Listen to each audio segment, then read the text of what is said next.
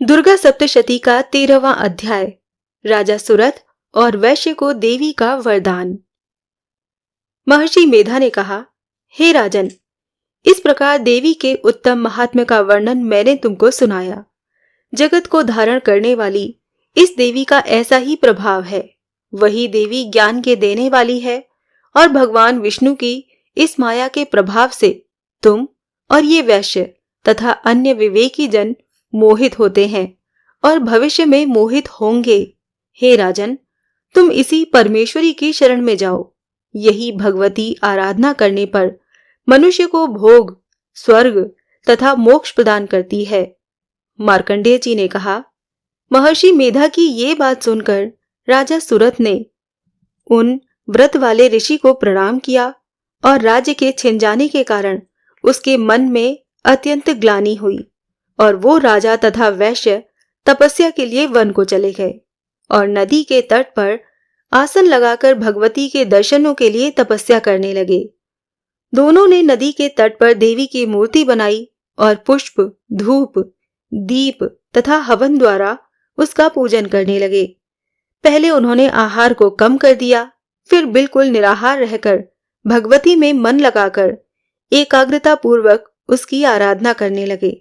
वो दोनों अपने शरीर के रक्त से देवी को बलि देते हुए 3 वर्ष तक लगातार भगवती की आराधना करते रहे। 3 वर्ष के पश्चात जगत का पालन करने वाली चंडिका ने उनको प्रत्यक्ष दर्शन देकर कहा। देवी बोली, हे राजन तथा अपने कुल को प्रसन्न करने वाले वैश्य, तुम जिस वर की इच्छा रखते हो वो मुझसे मांगो। वो वर मैं तुमको दूंगी, क्योंकि मैं तुम पर अत्यंत प्रसन्न हूं।